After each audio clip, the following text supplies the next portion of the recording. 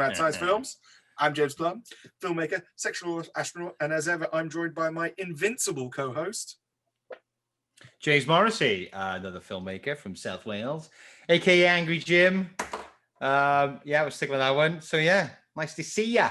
It's not been replaced yet, so yeah, Angry Jim, I guess it is. All right, cool. Mm-hmm. First up, if you're in the UK and a Prime Video member, please check out our fourth feature film for free. Just search for Little Monster or click on the link in the show notes below. Yes. Check it out. Giving it away. Giving Little Monster away after we sweated blood. Literally. Well, no, not blood, because yeah. that would be a little bit worrying. Cause for the yeah, some kind of stigmatic shit going on there if you start sweating blood, isn't it? yeah, true. Yeah. Anyway, so this week is a special episode, so we're not quite following our usual format. We're not campaigning for a forgotten film this time, but we're reviewing a brand new film passed to us from our good friends at Fetch Publicity. There you go. Yeah, cheers, guys.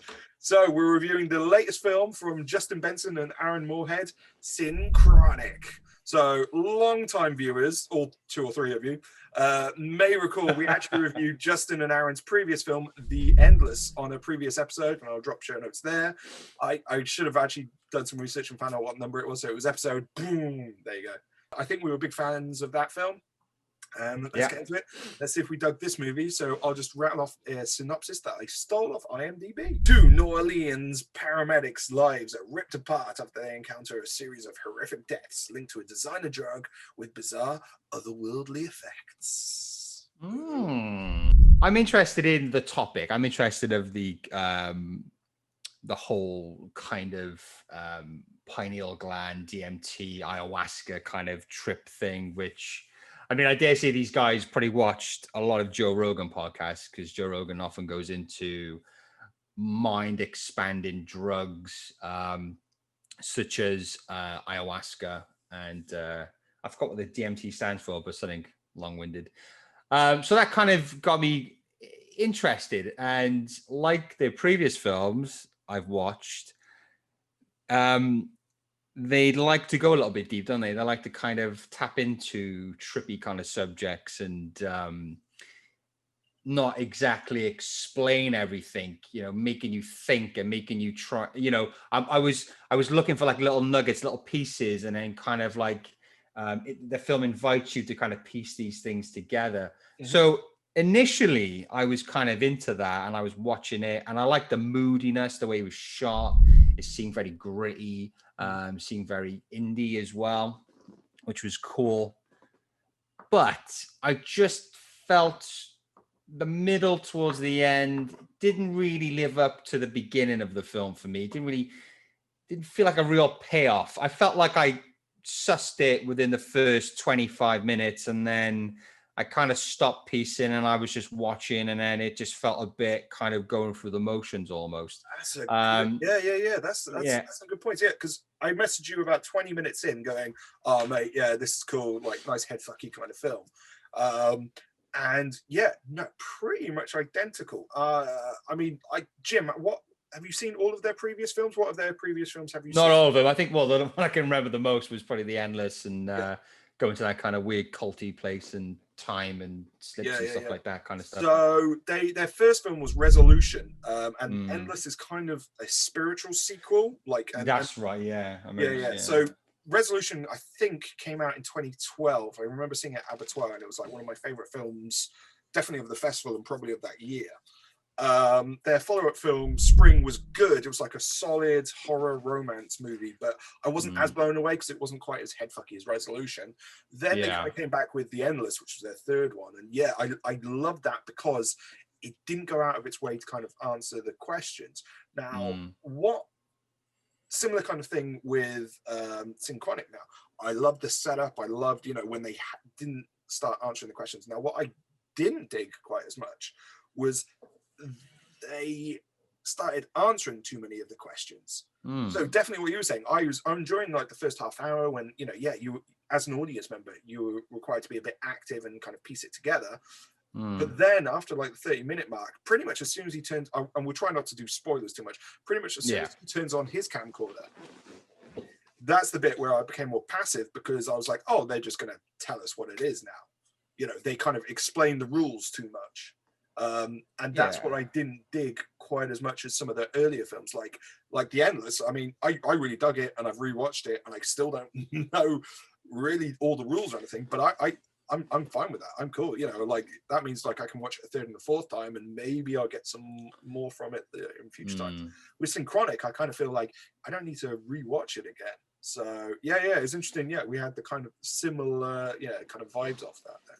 Yeah, because I mean, don't get me wrong, I like a good head fucky film. I don't like when a film, quite pretentious filmmakers, they kind of make like an hour and a half of bullshit and go, oh, it's just, you know, it's layered, it's complicated. That's bullshit. No, you've got to have a payoff of some sort, definitely. Yeah, you have to have something. So even though like in The Endless, it didn't feel like it sewed it all up, but that was good because there was enough conclusions with plots and characters. You felt like content with the ending, but then you still had some questions too, which was great. And that's kind of the theme of the film was, you know, you can't explain all that kind of stuff in an hour and a half, 2 hours anyway. I just felt like they could have gone a bit more in depth with certain things, or could have had a bit more mystery with other things, and perhaps explore maybe the worlds a bit more. I think so. Definitely. Just a bit of that, like, kind of, you know. Once they kind of explained the rules, they didn't go any further. It was pretty much then it was just their rescue the daughter plot. Yeah, that was pretty much it, and that was pretty like straightforward compared to some of their earlier stuff. I mean, I did like the fact that the characters were in some ways cliched, but some ways they weren't cliched. You know, at least, you know, Anthony Mackie's lifestyle, you know, was pretty much off the charts. It wasn't your Spielberg family kind of, you know, nuclear family type kind of thing. Whereas, what's his name, Jamie Dorran's, I don't know, Mr. Yeah, is it real name? His world was supposed to be.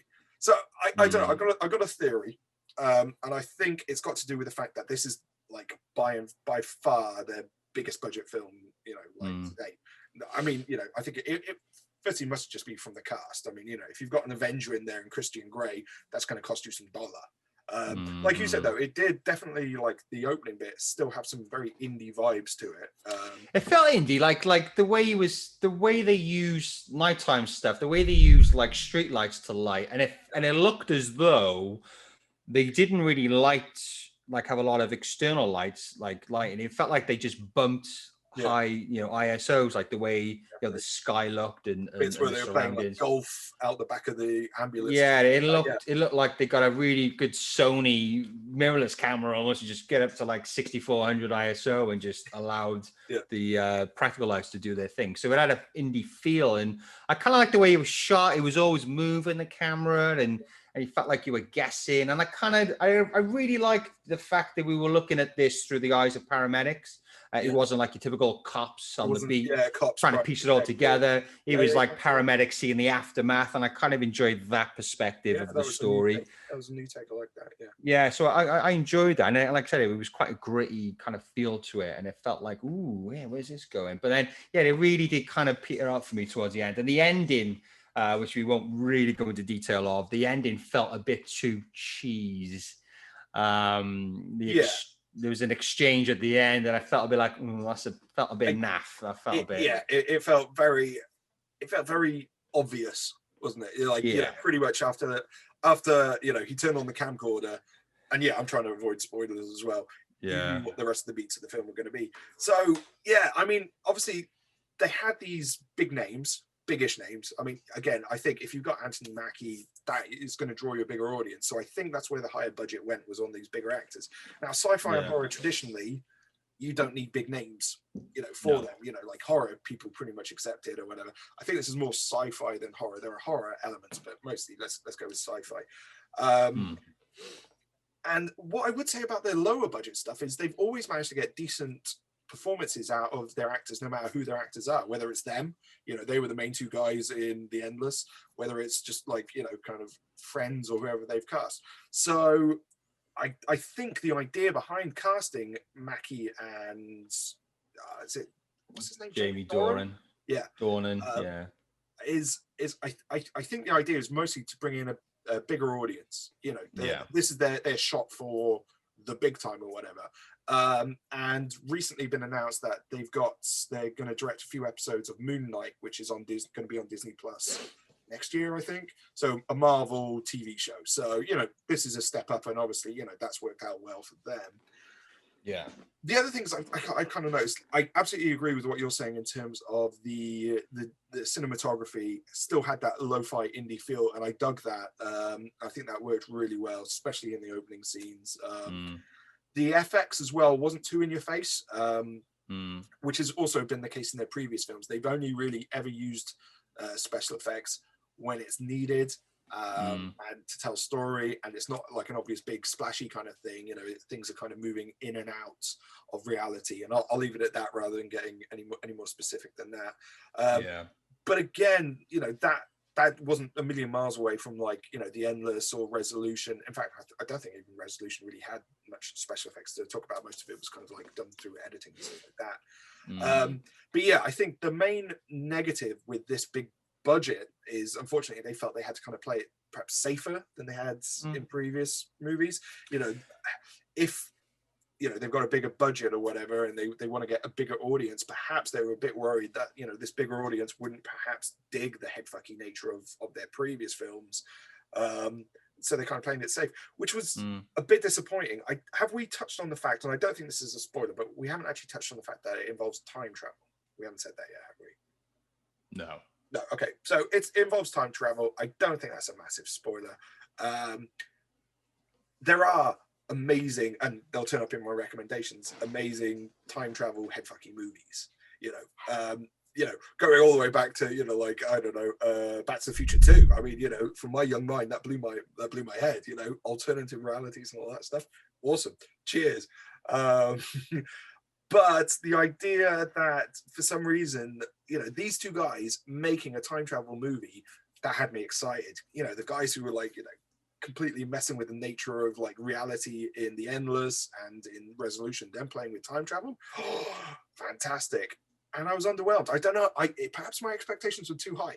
I don't know. After I just think with their reputation clearly as filmmakers who are not afraid to go far and not afraid to potentially lose an audience and then regain them and so forth. That's so. I think that's what it is. You kind of have an expectation to be fucked in the head with this and just be really, enthralled and just all in on it until the end and go, whoa, this is what I make of that little journey I just been on. And I think we didn't have that payoff. We didn't have that kind of, at the end. So it felt Hollywood safe, like you're saying. It was Hollywood satisfying. And it wasn't related to the time travel. It was just about the characters and the emotional payoff at the end of that. And it was just fine. That was wrapped up really neat in a bow. And perhaps I didn't want it wrapped up neat in a bow. Wrap it up in barbed wire or something, guys. I think that's the thing. I think you got these decent name celebs involved. You were afraid of putting them into a film which is far out and trip, you're going to get really bad reviews. Is there pressures like that? Perhaps did they have an input on the script and said, oh, I don't really get that, can we maybe drop that, blah blah blah, so it's disappointing. I mean, it's an all right film. It's not terrible, it's not like a really shit film, but I think if you watch previous films of theirs, you could see that they as filmmakers had the potential to perhaps do something a bit more with it towards the end, you know what I mean? And you just wish they kind of did flex those muscles a bit. So yeah, no, absolutely agree. It reminds me a bit of their second film, Spring. So it might be kind of like the even films and then the odd films or all of these. But with Spring, I don't know. Have you seen Spring, mate? It was no. Again, it's a horror / romance drama hybrid, and it's solid. It's really good, but it's not amazing. Whereas I'd say Resolution and Endless are amazing. I would lump Synchronic in with Spring in terms of really satisfying. Temper your expectations. Don't expect something mind blowing, but it is a solid, entertaining film. As I said, I think my expectations were just way too high based on some of the so okay. So I mean, it'd be interesting to know if anybody's watching this is their first ever experience with Justin and Aaron's work, and you know, what they take from it and how it kind of affected them, and see if they were satisfied with the whole film. It'd be interesting to know if that's what's, you know, affecting our kind of thoughts on it. Could be. Yeah. I mean, the reviews have been positive out there. There haven't been any massive negative reviews. But again, the people reviewing it, I'm not sure whether perhaps this is their first time seeing a Benson and Moorhead film. So, yeah. Good point, mate. Good point. Cool. All right. So, Jim, if people dug this, what recommendations for similar films would you suggest they check out? Ooh. Well, there was a film I've not watched, but I've kind of come across. I was looking at trippy films and stuff, you know, because it's not one you could just automatically go, oh, that's just like this film I watched. So I looked at Project Power with Jamie Foxx, which is about synthetic drugs, and it's also set in New Orleans as well. So so that'd be one to watch. Limitless, which I did enjoy, with Bradley Cooper. That's right. Yeah. And with drugs and the mind and expanding the mind and all that kind of stuff. And a film which one of my favorite time travel films of all time is the classic that is Time Cop. Quite gritty in parts. And Time Cop, well done. And Time Cop is Van Damme at his best. I think he had a mullet. So any excuse to fit in Time Cop, mate. Well done. Cool. I'm not going to go with Time Cop. I'm going to go time travel headfucky stuff. So Primer. I don't know if you've seen Primer. That's one of my favorite indie time travel movies by Shane. Is it Carruth or Carruthers? Can't remember. Definitely check that out. I remember watching that.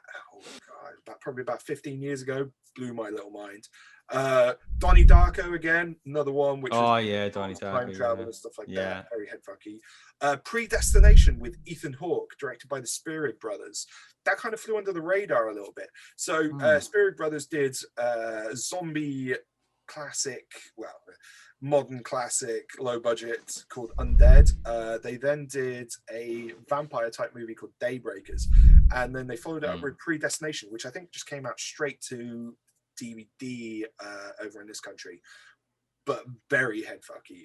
Really worth a watch. Definitely track that down. Couple more slightly well-known ones. Butterfly Effect. I think we mentioned that previously on the show with Ashton Kutcher. That's great. That's, again, explains the rules, but it's so bleak that you're getting headfucked that way. Triangle, which I think is that Christopher Smith. Really good, set in the Bermuda Triangle on a yacht slasher / time travel movie. Definitely worth a catch up of. Time Crimes, that's another one from South America with Catch In. And then this one's more alternative realities than time travel, but I think it's still on Netflix. Coherence, which features Nicholas Brendan, Xander from Buffy. And again, another headfucking movie. So definitely would recommend that. And I've just realized that's going to be loads of show notes for me to type up, so I might cut some of those out. Stop it there. Get it. Cool. All righty. So Synchronic will be released by Signature Entertainment on January the 29th. So let us know if you've seen that film, guys. Let us know if you've seen any of Benson and Moorhead's previous films. Let us know if you agreed with what we said, or if you wanted to disagree. And Jim, what else can they do? Well, if you like this video, then please hit the like button. If you've been enjoying the Mad Science content, then why not subscribe to our channel and follow us on Facebook. If you have any comments or suggestions, then leave those in the comment section down below. Thank you and goodbye.